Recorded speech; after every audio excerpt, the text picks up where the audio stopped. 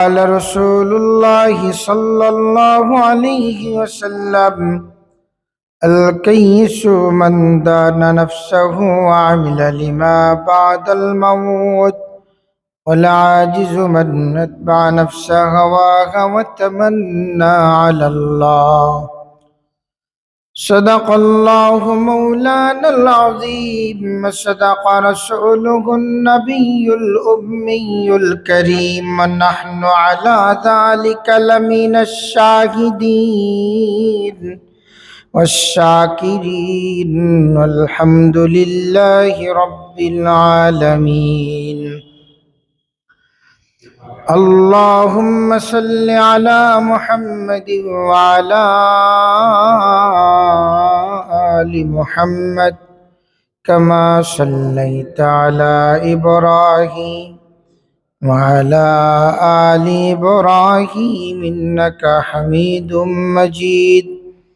اللهم بارك على محمد وعلى آل محمد كما باركت على إبراهيم وعلى آل إبراهيم إنك حميد مجيد।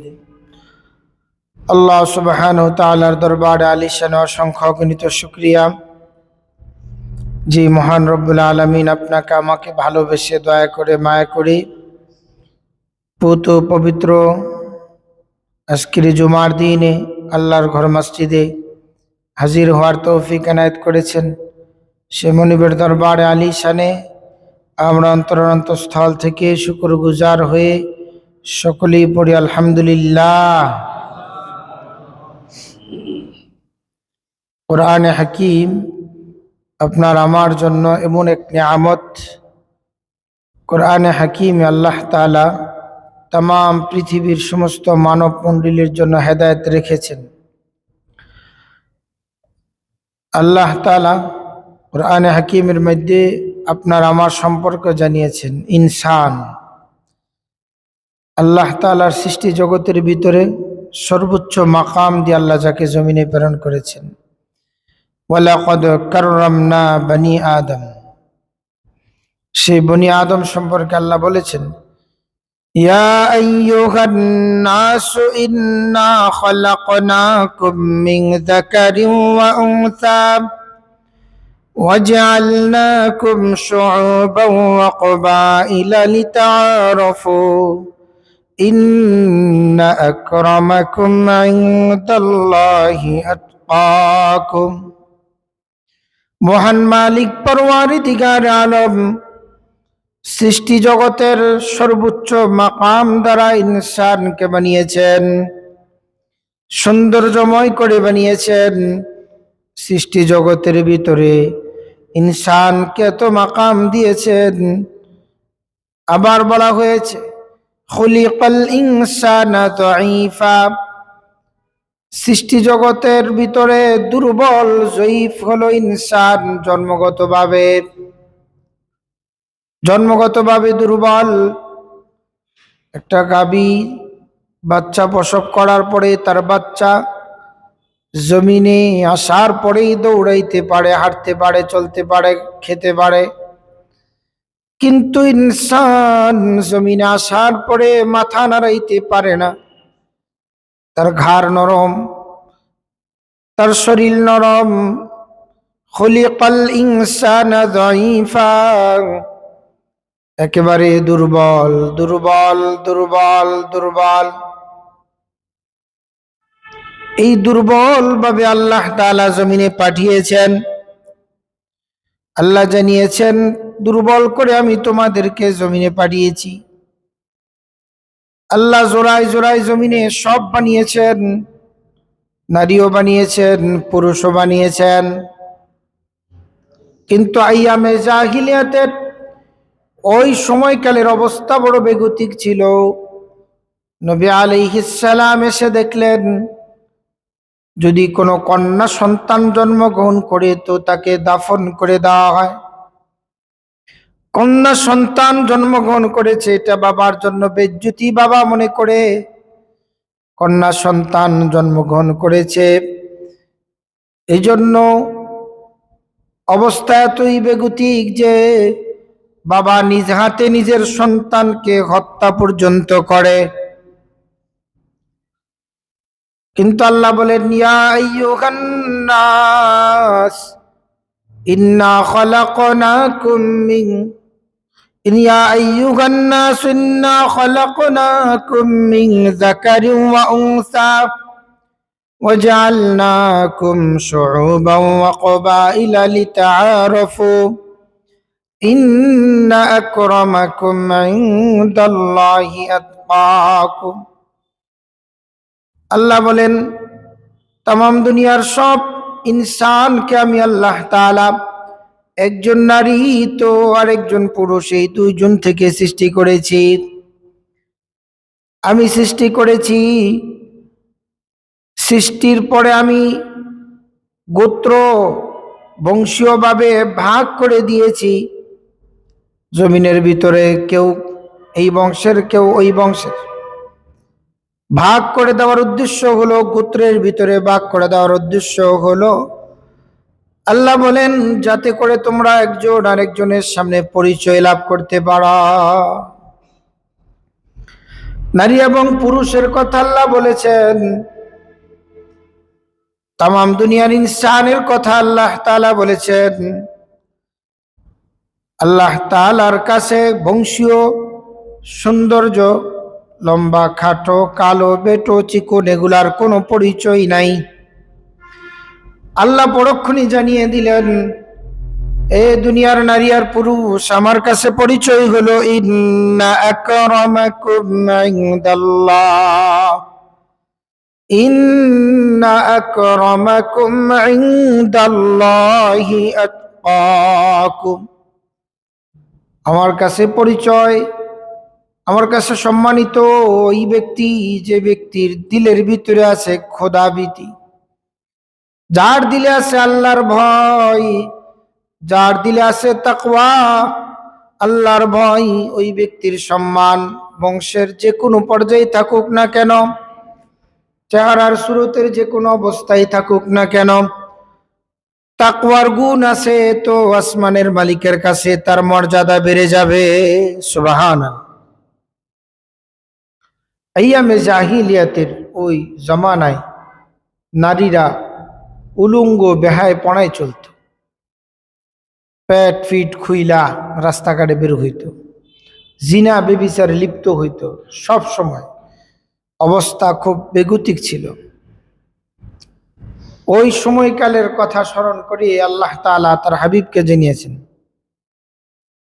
হে রাসূল, আপনি আপনার স্ত্রীদেরকে, মেয়েদেরকে বলেন তারা যেন পর্দার ভিতরে থাকে, চাদর আবৃত অবস্থায় থাকে, আইয়ামে জাহিলিয়াতের ওই নারীদের মতন যেন বের না হয়। তাহলে ওই সময়কালে নারীদের মর্যাদা ছিল না, অবস্থা এতই বেগতিক ছিল, হত্যা, নারীদেরকে জীবন্ত কবর দেওয়া হইত। ওখান থেকে নবী আলাইহিস সালাম এই নারীদেরকে, মায়ের জাতিদেরকে সম্মানের আসনে বসাইলেন। সম্মানের আসনে বসাইলেন, কি পরিমাণ সম্মানের আসনে বসাইলেন! আল্লাহ রাসূল বলেন, তোমার যদি একটি মেয়ে হয় তাহলে এটাকে লালন পালন করার পরে 12 জায়গায় যদি পাত্রস্থ করতে পারো তাহলে এটা তোমার জন্য একটি জান্নাত। যদি 2টি মেয়ে হয় 2টি জান্নাত, যদি 3টি মেয়ে হয় তাহলে 3টি জান্নাত। আল্লাহর রাসূল নারীর সম্মান বাড়িয়ে দিলেন, আল্লাহর রাসূল নারীর অধিকার প্রতিষ্ঠা করে দিলেন। এইভাবে করে শুধু এই পর্যন্তই না, আল্লাহ রাসূল জানিয়ে দিলেন সাহাবীরা রে, সাহাবী জিজ্ঞেস করেছেন, ইয়া রাসূলুল্লাহ, খেদমত করব কার? রাসূল বলেন, খেদমত করবা তোমার মার। ইয়া রাসূলুল্লাহ, খেদমত করব কার? রাসূল বলেন, তোমার মার। ইয়া রাসূলুল্লাহ, খেদমত করব কার? রাসূল বলেন, তোমার মার। ইয়া রাসূলুল্লাহ, খেদমত করব কার? রাসূল বলেন, তোমার পিতা। পিতার চাইতে মার সম্মান আল্লাহ তাআলার পয়গম্বর 3 গুণ বাড়িয়ে দিলেন। সুবহান। এই পর্যন্তই না, যে এলাকার মানুষগুলি নারীদেরকে জীবন্ত কবরস্থ করত, যে এলাকার মানুষগুলি নারীদেরকে দাফন করে দিত, যে এলাকার মানুষগুলি নারীদেরকে নিজের সন্তান হয়েছে নারীটা পরিচয় দিত না, আল্লাহর রসুল নারীদের সম্মান বাড়িয়ে দিলেন, ইজ্জত বাড়িয়ে দিলেন। শুধু এই পর্যন্তই না, হালিমাতুস সাদিয়ার ঘটনা শোনা যায়। বৃদ্ধ বয়সে হালিমাতুস সাদিয়া রাসূল করিম সাল্লাল্লাহু আলাইহি ওয়াসাল্লামের মসজিদে নববীর ভিতরে আসলেন। রসুল দেখি চিনে ফেললেন যে এটা আমার দুধমাতা হালিমাতুস সাদিয়া। আল্লাহ রসুল তার গায়ের চাদরটা বিছিয়ে দিলেন, হালিমাতুস সাদিয়াকে বললেন, আপনি এখানে বসুন। উনি বসলেন। সাহাবায়ে কেরাম কিংকর্তম অভিমুর, বিন্দেশী কোত্থেকে একজন মহিলা, বৃদ্ধ মহিলা এসেছে, রহমাতাল লিল আলামিন তার গায়ের চাদরটা খুলে দিলেন, বসার জন্য ব্যবস্থা করে দিলেন, খাবারের ব্যবস্থা করলেন, হাদিয়া দিলেন। উনি যখন চলে গেলেন, সাহাবায়ে কেরামদের সামনে রাসূল বললেন, শোনো সাহাবীরা, তোমরা কি জানো এই যে বৃদ্ধা মহিলা এখানে বসা ছিল সে কে? সাহাবীরা অনেকেই চিনেন নাই। বলে, ইয়া রাসূলুল্লাহ, আল্লাহ এবং আল্লাহর রাসূল জানেন। রাসূল বলেন, এই বৃদ্ধা মহিলা আমার দুধ মা হালিমাতুস সাদিয়া। সুবহান। একজন নারী রাসূলকে দুধ পান করিয়েছেন, গায়ের চাদর খুলে তাকে বিছানা বানিয়ে দিলেন, এত সম্মানের আসনে রাসূল বসাইলেন। শুধু এই পর্যন্তই না,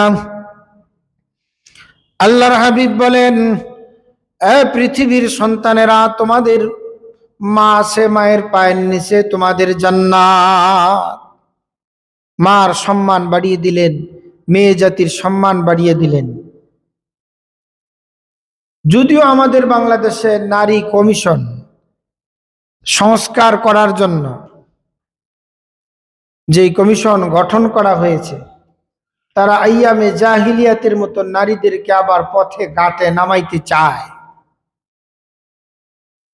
তাদের টার্গেট হলো পশ্চিমা বিশ্বে যে আদর্শ তারা লালিত পালিত করে, এই আদর্শকে বাংলাদেশের মুসলমান যেন ধারণ করে। এজন্য তারা চেষ্টা চালাচ্ছে 54 বৎসর যাবত, 54 বৎসর যাবত একটার পর একটা। কিন্তু উলামায়ে কেরাম প্রতিবাদ করার কারণে, মুসলমান জাগ্রত হওয়ার কারণে এটা বাস্তবায়িত হয় নাই। কিন্তু তারা চেষ্টার হাল তারা ছাড়ে নাই, তারা করিয়ে যাচ্ছে। এ সমস্ত নারী কমিশন সংস্কার করার জন্য যে কমিশন গঠন করেছে, তাদের উদ্দেশ্য হলো নারীদেরকে বেপরদায় ছেড়ে দেওয়া। নারীরা বেপরদায় ঘোরাফেরা করবে, তাদেরকে শ্রমিকের অধিকার দেওয়া, শ্রমিকের অধিকার। দেহ ব্যবসাকে শ্রম হিসাবে স্থায়ীভাবে বাংলাদেশে প্রতিষ্ঠা করার জন্য এই চেষ্টা তারা চালাচ্ছে। চোর চুরি করে, চুরি করতে কষ্ট হয়, কি বলেন? একজন চোর যে চুরি করে তালা কাটতে হয়, জীবনের ঝুঁকি নিতে হয়, শরীর থেকে ঘাম ঝরে, কত পরিশ্রম করে। আচ্ছা, চোর চুরি করার যে পরিশ্রম, যে শ্রম সে দিয়েছে, এটার মূল্য কোনো পাগল কোনোদিন মূল্য দিবে?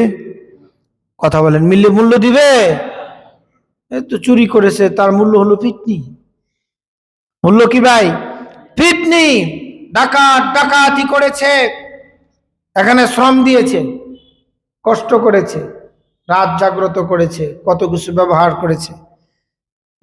ডাকাতি করার পরে সে যদি বলে আমি অনেক শ্রম দিছি, আমার মূল্য দাও, তার মূল্য হবে পিটনি, জেল, জুলুম।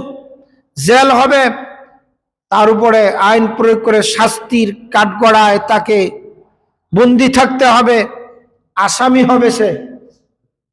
ভাইয়ের দোস্ত বুজুর্গ, যৌনকর্মীরা যৌনচারিতা করে এদেশের যুবকদের চরিত্র নষ্ট করবে, আর নারী কমিশনের নামে এ সমস্ত ভণ্ড, এ সমস্ত পতিতালয়ের যারা সমর্থন করে, তারা যদি বলে নারীদেরকে শ্রমের মূল্য দিতে হবে, যৌনকর্মীদেরকে, চিন্তা ভাবনা করেন, এটা যদি শুরু হয়ে যায় এদেশে বিবাহিক বন্ধন হালাল, এটা বন্ধ হবে, চিন্তা করা হবে।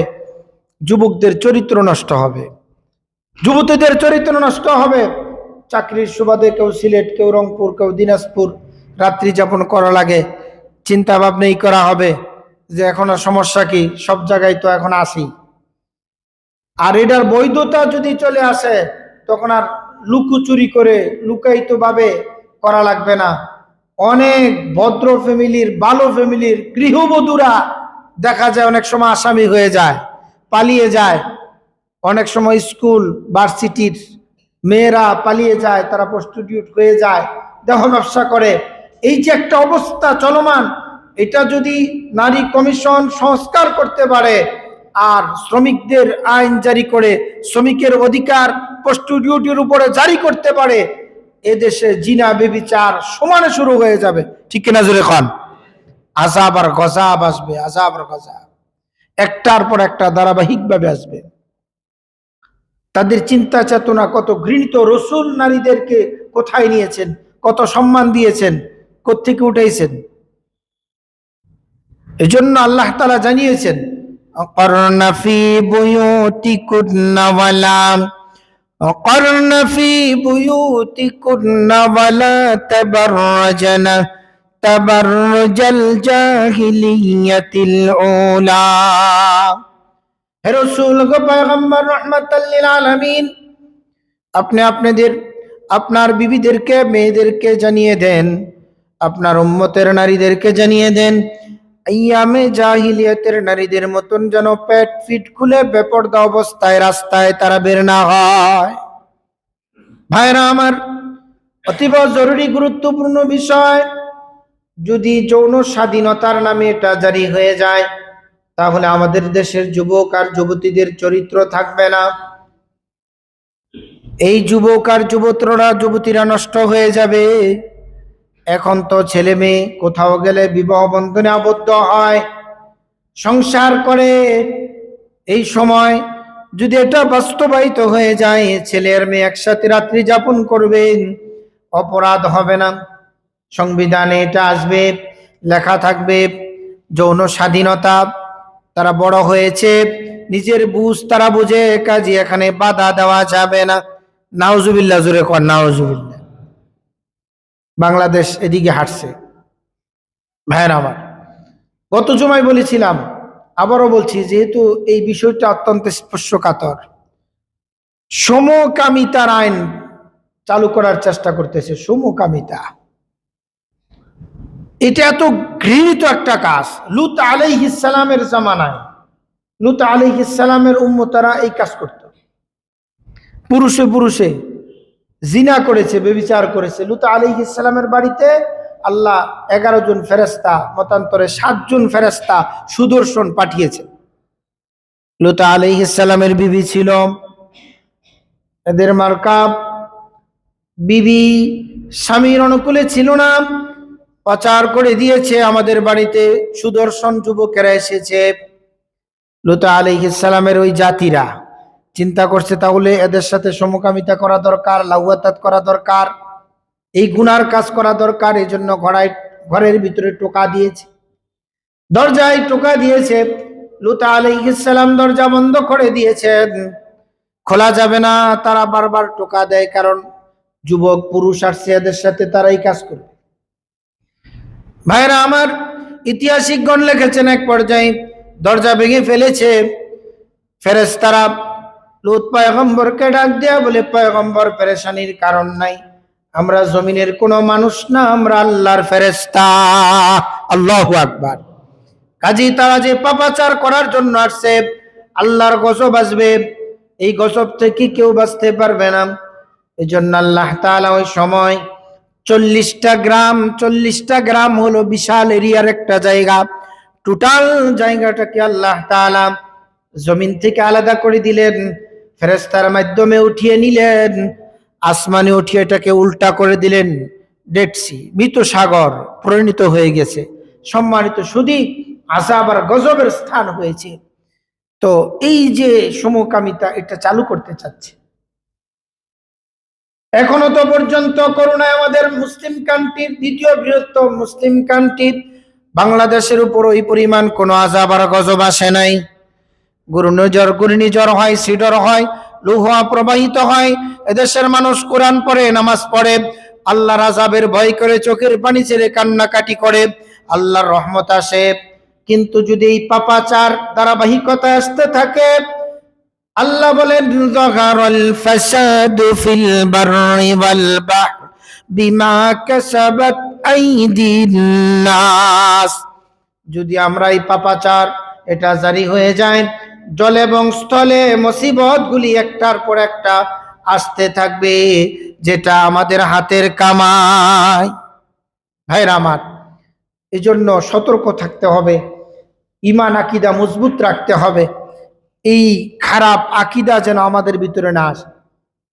এই নারীবাদীরা যে আইন করতে চায়, এর ভিতরে আরেকটা আইন, আরো ঘৃণিত কাজ, সমান অধিকারের নামে এদেশের নারীদেরকে জাগ্রত করে। বারবার নারী কমিশন তাদের যে অনুলিপি করেছে, এর ভিতরে কিছুক্ষণ পরে বলে লেখা, নারী স্বাধীনতার মধ্যে ধর্ম আমাদের বাধা। কারণ পর্দার বেলায় পর্দা ফরজ, ধর্ম বাধা। যৌনকর্মী হওয়া, এটার ভিতরে ধর্ম বাধা। সমকামিতা ধর্ম বাধা। নারী স্বাধীনতার নামে বুড়ো প্রেক করা, চুল কাটা, নিজেকে সুসজ্জিত করার নামে আল্লাহর সৃষ্টির পরিবর্তন ঘটানো ধর্ম বাধা। এই নারী কমিশন তারা চিন্তা ভাবনা করে বলেছে, ধর্ম যেহেতু সব জায়গায় বাধা হয়ে দাঁড়িয়েছে, এজন্য আমরা ধর্মই মানি না। বলেন কোন নাউজুবিল্লাহ। নারী কমিশনের তারা কয় আমরা ধর্মকে বাদ দিয়ে বা সংস্কার করতে চাই। যেখানে ধর্ম নাই, এখানে হারাম কাজ করলে কে বাধা দিবে?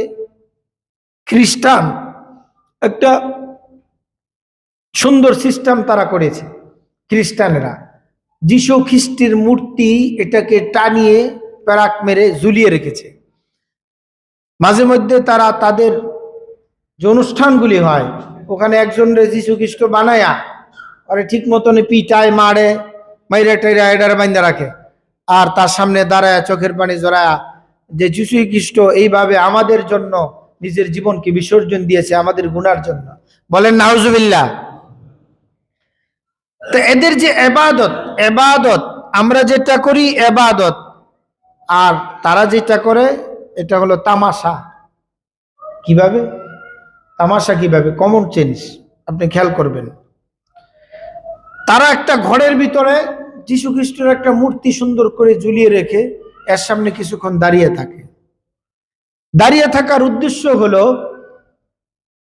যে আমি যে দাঁড়িয়ে রইলাম, আমার যত পাপ আছে, আমার যত গুনাহ আছে, আমার যত অপরাধ আছে, সব গুনাহ অপরাধ আমার থেকে যীশু খ্রিস্টের কাঁধে চলে যাবে, ঘাড়ে চলে যাবে, আমাকে নিষ্পাপ করে দিবে। প্রভু, আমি এখন চলে যাব, আর কোনো কিছু করা লাগে না, ধর্মীয় ব্যাপারে আর কিছু মানা লাগে না, শুধু গির্জায় ঢুকবে, কিছু সময় দাঁড়ায় থাকবে, জিনা, ব্যভিচার, চুরি, বাটপারি যা আছে, হত্যা, ধর্ষণ সব করলো ক্ষমা হয়ে যাবে। এটা হলো তাদের ধর্মীয় ধারণা। খেয়াল করেন বিষয়টা, ধর্মীয় ধারণা যদি এই হয় যে শুধু এখানে দাঁড়িয়ে থাকলে সব ক্ষমা হয়, কত সহজ না? এখন তারা চিন্তা করে ধর্মকে গির্জা পর্যন্তই রাখবো। আপনার অন্য ধর্ম যারা আছে এরাও চিন্তা করে ধর্মকে শুধু মূর্তির সামনে পর্যন্তই রাখবো, ধর্মকে শুধু এই ঘরের ভিতরেই রাখবো, বাহিরে নয়। এই জন্য বাহিরে তারা হত্যা করে, বাহিরে তারা দর্শন করে, বাহিরে তারা মুসলমানদেরকে এরকম গলা কেটে ফেলে, মুসলমানদের উপাসনালয় বলতে মসজিদ কিনা তারা ভেঙে চুরমার করে দেয়, কারণ তাদের চিন্তা হলো মূর্তির সামনে দাঁড়ালেই সব ক্ষমা, গির্জায় গেলেই সব ক্ষমা। মুসলমানরা হলো বোকার জাত। মুসলমানরা বোকার জাত কেমনে? বলে তারা এই আল্লাহর কালাম, এই কোরআনকে ফলো করে জীবন বিধান হিসাবে মেনে নিয়ে তারা এইভাবে চলে। বলে ধর্ম কোথায় আছে? কয় পাকঘরে ধর্ম আছে, রান্না বান্নার ক্ষেত্রে আইন কারণ আছে, এখানে ধর্মীয় বিধান আছে, এইভাবে রান্না বান্না করতে হবে। প্রস্রাব পায়খানা জরুরত ছাড়ার ব্যাপারে ধর্ম আছে, বাম পা দিয়ে প্রবেশ করতে হবে, ডান পা দিয়ে বের হতে হবে, দোয়া পড়তে হবে। আচ্ছা, পোশাক আশাক পরিধানের ক্ষেত্রে ধর্ম আছে, আগে ডান হাত তারপরে বাম হাত। জুতা পরিধানের ক্ষেত্রে ধর্ম আছে, আগে ডান পা তারপরে বাম পা। ব্যবসার ক্ষেত্রে ধর্ম আছে, বেজাল দেওয়া যাবে না, ওজনে কম দেওয়া যাবে না, মিথ্যা বলা যাবে না, ধোঁকা দেওয়া যাবে না। ব্যবসার ক্ষেত্রে এখানে ধর্ম আছে, বিসমিল্লাহ বলে দোকানের তালা খুলতে হবে। সাংসারিক অবস্থা, পারিবারিক অবস্থা, ওখানে ধর্ম আছে। বিবাহ শাদীর ব্যাপারে ধর্ম আছে, বিবাহ থেকে কেউ যদি বিবিকে তালাক দেয় ওখানে ধর্ম আছে। কত সুন্দর সন্তান লালন পালনের ব্যাপারে ধর্ম আছে। এটা বড় হওয়ার পরে কি করতে হবে, কি পড়াইতে হবে, ধর্ম আছে। সমাজ ব্যবস্থায় ধর্ম আছে, রাষ্ট্র পরিচালনায় ধর্ম আছে, সংসদ পরিচালনায় ধর্ম আছে, যুদ্ধের ময়দানে ধর্ম আছে, সেনাপতি হইলে ধর্ম আছে, সব জায়গায় ধর্ম আছে। মুসলমান বুকার রাজ্যে আছে। আমরা ধর্মকে ঘরের ভিতরে রেখেছি, মূর্তির সামনে রেখেছি, গুন্ডির ভিতরে রেখেছি। এই জন্য আমরা চুরি করি, ডাকাতি করি, লুটতরাজি করি, হত্যা করি, মুসলমানদের ঘর বাড়ি জ্বালিয়ে দেই, সব করি। যখন আমরা আবার মূর্তির সামনে দাঁড়াইব সব মাফ হয়ে যাবে। আমরা ধর্মকে গণ্ডির ভিতরে রেখেছি। আর মুসলমান তার জীবনের শুরু থেকে মৃত্যু পর্যন্ত যত অবস্থায় মুসলমান থাকুক না কেন সব জায়গায় ধর্মকে লালন করে, কারণ ইসলাম পূর্ণাঙ্গ জীবন বিধান। এজন্য তারা বলে মুসলমান বোকা, আমরা সব গুনাহ করলো যিশুর সামনে দাঁড়াইলে গুনাহ মাফ হয়ে যায়। আর তারা প্রতিনিয়ত ইবাদত করে, বন্দিগি করে, তওবা করে, ইস্তেগফার করে, কোরআন পড়ে, হাদিস পড়ে, এক মাস রোজা রাখে। এই পরিমাণ ধর্মকে তারা তামাম দেহের ভিতরে রাখছে, ঘরের ভিতরে রাখছে, দেশের সব জায়গায় ধর্ম রাখছে, শাসন ব্যবস্থায় ধর্ম রাখছে। আমরা তো এগুলা করি না, কারণ ধর্মকে যদি এর থেকে আমরা বের করি তাহলে চুরি করা যাবে না। ধর্মকে যদি ঘর থেকে বের করে দেয় ডাকাতি করা যাবে না। ধর্মকে যদি গির্জা থেকে বের করি হত্যা করা যাবে না। ধর্মকে যদি গির্জা থেকে বের করি তাহলে লুট করা যাবে না। এই জন্য আমরা ঘরের ভিতরে ধর্মকে রাখছি, কিন্তু মুসলমান ধর্মকে সব জায়গায় ছড়িয়ে দিয়েছে। পূর্ণাঙ্গ জীবন বিধান, ইন্নাদ-দীনা ইনদাল্লাহিল ইসলাম, আল্লাহ তাআলার কাছে পছন্দনীয় এই দিন, এই ইসলামকে আল্লাহ পরিপূর্ণ করে দিয়েছেন। কাজেই আমরা যারা মুসলমান পূর্ণাঙ্গ জীবন বিধানে আছি, নারী কমিশনের নামে নারীবাদীরা এটাই চাচ্ছে যে ধর্মকে বাদ দিয়ে দাও। ধর্ম বাদ দিয়া, ধর্ম যেহেতু পর্দার ক্ষেত্রে বাধা, ধর্ম যেহেতু স্বাধীনতার ক্ষেত্রে বাধা, ধর্ম যেহেতু সমকামিতার পথে বাধা, ধর্ম যেহেতু এখানে আমার নারীদের সমান অধিকারের কাতারে বাধা, তাহলে ধর্মটাকে বাদ দাও, বাদ দিয়ে এবার সংস্কার শুরু করে দাও। বলেন নাউজুবিল্লাহ। 54 বৎসর যাবৎ তারা চেষ্টা করেছিল বাংলাদেশে নারী স্বাধীনতার নামে, যৌন স্বাধীনতা স্থায়ী করার জন্য, সমকামিতার আইন জারি করার জন্য, সমান অধিকার প্রতিষ্ঠা করার জন্য, কিন্তু তারা পারে নাই। ওলামায়ে কেরাম সাধারণ আম মানুষের কাছে সঠিক তথ্য পৌঁছে দিয়েছেন। এজন্য তারা সব জায়গায় লিখেছে এখানে ধর্ম বাধা হয়ে দাঁড়িয়েছে, এখানে ধর্ম বাধা হয়ে দাঁড়িয়েছে, ধর্ম বাধা হয়ে দাঁড়িয়েছে। তাসলিমা নাসরিন বলেছিল কোরআন এটাকে সংস্কার করা দরকার। বলেন নাউজুবিল্লাহ। কবি শামসুর রহমান বলেছিল ইসলামের যত বিধান আছে এগুলোকে সংস্কার করা দরকার। সালমান এফ রহমান উনিও বলেছিলেন যে কোরআনে তেমন সমস্যা নাই, কিন্তু হাদিসে সমস্যা আছে, এগুলো সংস্কার করা দরকার। বলেন নাউজুবিল্লাহ। এই সমস্ত মুখোশধারী শয়তান যারা, ইসলাম বিদ্বেষী যারা, লেবাস আর পোশাক নামে মুসলমান কিন্তু ইসলামের বিধান, আকায়াতকে তারা পরিবর্তন করতে চায়, শরিয়াকে পরিবর্তন করতে চায়। এই জমিন থেকে আল্লাহ এদেরকে পরিবর্তন করে দিয়েছেন। আল্লাহর জমিনে আল্লাহর কোরআন আছে, থাকবে, এটাকে কেউ পরিবর্তন করতে পারবে না। দলিল আল্লাহ কোরআনে আল্লাহ বলেছেন, আল্লাহ বলেন ইন্না নাহনু নাযালনা যিকরা ওয়া ইন্না লাহু লাহাফিজুন। আল্লাহ বলেন কোরআন নাজিল করেছি আমি আল্লাহ, সংরক্ষণের টোটাল দায়িত্বটা আমি আল্লাহ আমার হাতের ভিতরে রেখে দিয়েছি। তাহলে পৃথিবীতে যত নারী কমিশন আসুক, সংস্কার করার জন্য চেষ্টা করুক, ধর্মীয় অনুশাসন, ধর্মকে বাদ দেওয়ার চেষ্টা করুক, কোরআনের আইনের বিরুদ্ধে কথা বলুক, তারা শেষ হয়ে যাবে। কোরআন থাকবে, কোরআনের আইন থাকবে। ঠিক কিনা জোরে বলেন? আমার জীবনের চেয়ে আমার ইমানের দাম কম না বেশি? তাহলে নারী কমিশন যেটা চাচ্ছে, অনলাইনে আপনি পড়ে দেখবেন, আপনি অনলাইনে চার্জ দিয়ে দেখবেন নারী